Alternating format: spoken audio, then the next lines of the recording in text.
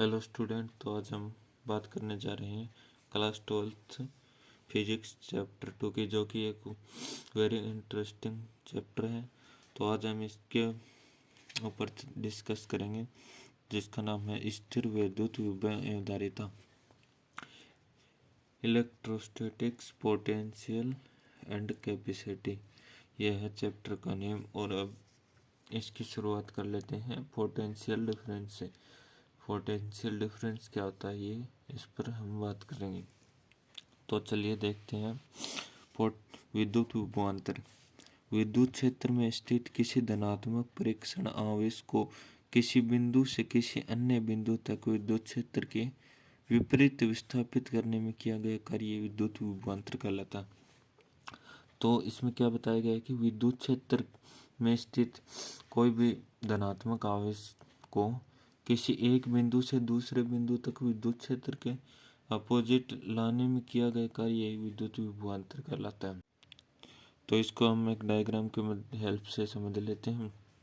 जैसे कि ये कोई बिंदु ए पर कोई भी धनात्मक आवेश है, इसको विद्युत क्षेत्र के विपरीत दिशा में हम बिंदु बी तक लाने में किया गया कार्य विद्युत विभवांतर कहलाता है। तो ये कितना कार्य किया गया वह कैसे निकालेंगे? V B minus V A, ये विभवांतर का सिंबल है वी, और ये दो पॉइंट है बी और ए। ये जो पॉइंट है ये लिखे हैं। तो यहाँ पर माइनस इसलिए है क्योंकि ये विद्युत क्षेत्र के विपरीत दिशा में है, इस कारण हमें माइनस लेना पड़ेगा। और जो टोटल किया गया कार्य बिंदु ए और बी पर किया गया कार्य है वो है डब्ल्यू ए बी। और जो आवेश को हमने लाए हो वो डिवाइड में आ जाएगा, तो इसका मान आ जाएगा V B minus V A is equal to minus W A B. जो टोटल कार्य किया गया है ये वो कार्य है अपॉन क्यू नॉट। तो अब हम बात कर लेते हैं इसके मात्रक की, कि इसका यूनिट क्या होता है। इसका यूनिट होता है, जो कार्य का यूनिट होता है वो होता है जूल, और जो आवेश का यूनिट होता है वो कूलम होता है। तो सेम ये आ जाएगा जूल अपॉन कूलम।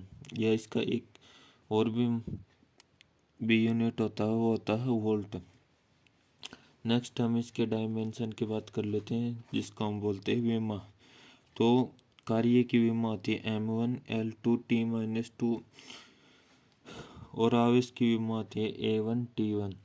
तो जैसे हम इसको सोल्व करते हैं तो m1 l2 t-2 सेम रह जाएगा, और ये a1 और t1 है ये ऊपर आ जाएगा। तो हमारे पास हो जाएगा a1 माइनस a1, और जो ये t1 है यह इसमें ऐड हो जाएगा, तो हमारे पास आ जाएगा t-3। तो इसका डायमेंशन आ जाएगा m1 l2 t-3 a-1। Next हम बात कर लेते हैं विद्युत विभव। आखिर विद्युत विभव क्या होता है, तो इसकी डेफिनेशन से हम शुरुआत कर लेते हैं। तो इसकी डेफिनेशन होती है एकांक धनावेश को विद्युत क्षेत्र के विपरीत दिशा में अनंत से किसी बिंदु तक लाने में किया गया कार्य उस बिंदु पर विद्युत विभव कहलाता है। वही सेम काम है जो हमने विद्युत विभवांतर में किया था। उसमें यह था कि किसी एक बिंदु से दूसरे बिंदु तक ले जाने में किया गया कार्य। और इसमें डिफरेंस इतना ही है कि यहाँ पर एकांक धनावेश को हम इनफाइनाइट से लेके आते हैं, और उसमें था कि किसी पर्टिकुलर पॉइंट से हम लेके आते हैं, लेकिन इसमें इनफाइनाइट से लेके आना पड़ता है। तो सेम फॉर्मूला इसमें अप्लाई हो जाएगा, V B minus V A is equal to V A B upon Q not.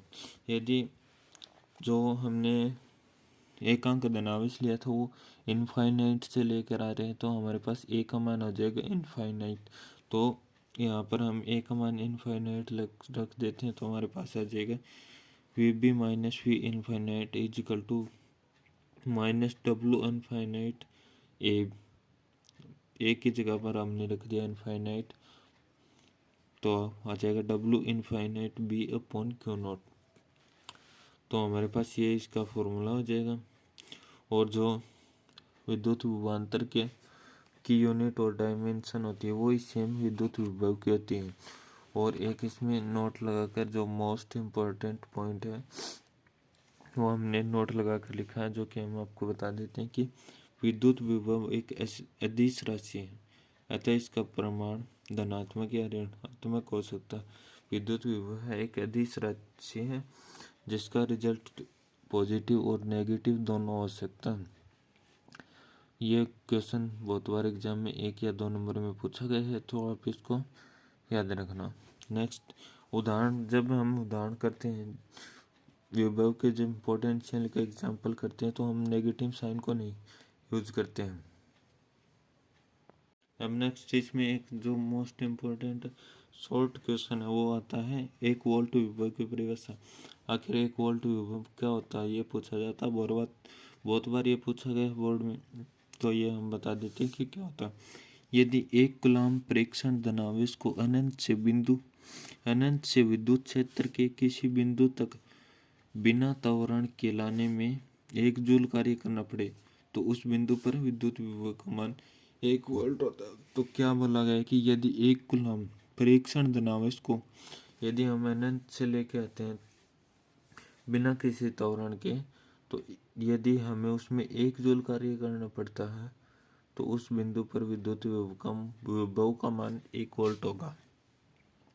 चलिए तो नेक्स्ट हम बात कर लेते हैं। ये भी एक इम्पोर्टेंट टॉपिक है जो कि 3 नंबर में अक्सर पूछा जाता है कि बिंदु आवेश के कारण विभव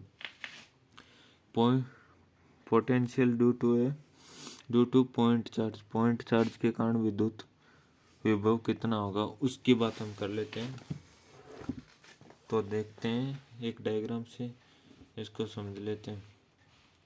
विद्युत विभव क्या होता है कि किसी भी चार्ज को हम इनफाइनाइट से लेके आते हैं किसी बिंदु तक विद्युत क्षेत्र के विपरीत दिशा में, सेम वही लिखा गया है। इनफाइनाइट पर कोई क्यूनोट आवेश है, उसको हमें ए यहाँ पर लेके आना है। इसके लिए जो कार्य किया जाता है वही होता है विद्युत विभव। तो यहाँ देखिए ये है पॉजिटिव चार्ज प्लस क्यू, और प्लस क्यू से बिंदु पी तक की जो दूरी है वो है आर, और प्लस क्यू से जो बिंदु बी की दूरी है वो है एक्स। हमें इस क्यू नोट आवेश को यहाँ पर प्लस क्यू पर लेके आना है, तो हमें इसको सीधा ही ऐसे यहाँ पर क्यू प्लस क्यू आवेश पर नहीं लेके आ सकते, इसलिए हम इसको थोड़ा थोड़ा करके खिसकाएंगे। तो हम एक अल्पांश मान लेते हैं कि हमने इसको थोड़ा सा सरकाया तो हमारे पास क्या रिजल्ट आया, और फिर हम इसका समाकलन कर देंगे तो जो टोटल के लिए किया गया कार्य है जो विभव है वो हमारे पास आ जाएगा। इसलिए हम इसको थोड़ा सा खिसकाते हैं बिंदु बी से बिंदु ए तक, तो स्मॉल डिस्टेंस है वो है डी एक्स। इसको थोड़ा सा खिसकाए, एक साथ पूरा नहीं खिसका सकते। तो इसको अब हम थ्योरी में कैसे लिखते हैं वो देख लेते हैं। माना कोई स्रोत आवेश प्लस क्यू से आर दूरी पर बिंदु पी स्थित है, प्लस क्यू से आर दूरी पर बिंदु पी स्थित है, जिस पर विद्युत विभव ज्ञात करना है। हमें इस बिंदु पी पर विद्युत विभव ज्ञात करना है।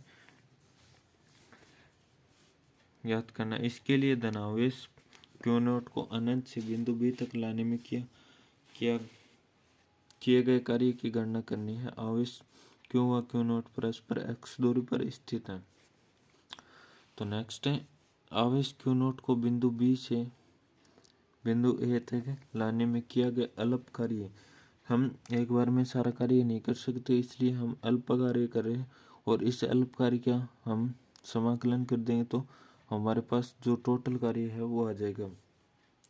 तो जो कार्य का फॉर्मूला है वो है dw equal to F dot D X. F है फोर्स इनटू दूरी डिस्टेंस।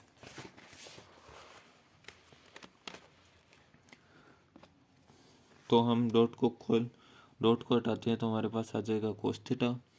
तो dw equal to F D X cos theta 180 degree. हम जो लेके आ रहे हैं वो जस्ट अपोजिट है, इसलिए हम 180 डिग्री ले रहे हैं, और कोस 180 डिग्री का मान होता है -1 होता है। इसके कारण हमने यहाँ पर कोस 180 डिग्री लिया है। तो इसका जो रिजल्ट आएगा वो आ जाएगा D W equal to minus F D X. इसको दे देते हैं हम समीकरण नंबर 1। अब हम कूलॉम का नियम लगाएंगे। कूलॉम का नियम लगाएंगे किसमें, क्यों व क्यों नोट में। तो हमारे पास आ जाएगा F is equal to 1/4 pi epsilon naught into Q naught upon X के स्क्वायर। हमने इसको दे दिया समीकरण नंबर 2, और ये समीकरण 2 का मान हम समीकरण 1 में रख देते हैं। तो हमारे पास जो रिजल्ट आएगा वो आएगा D W is equal to minus 1/4 pi epsilon naught into Q naught upon X square into D X. तो हमें ये थोड़े के लिए आ गया और हमें पूरे के लिए निकालना, तो हमको इसका समाकलन करना पड़ेगा। तो हम कर नेक्स्ट देख लेते हैं। आवेश क्यू नोट को अनंत से बिंदु P तक लाने में किया गया कुल कार्य। क्यू नोट आवेश को अनंत से बिंदु P तक लाने में किया गया कुल कार्य कितना आ जाएगा वो हमें अब निकालना है। उसके लिए हम W is equal to minus Q into Q naught upon 4 pi epsilon naught, इसको हमने समाकलन से बाहर ले लिया क्योंकि ये कांस्टेंट है, और जो हमें समाकलन करना वो करना है इनफाइनाइट टू आर। हमें आर दूरी तक क्यू नोट आवेश को लेके आना। तो into 1/x² into D x.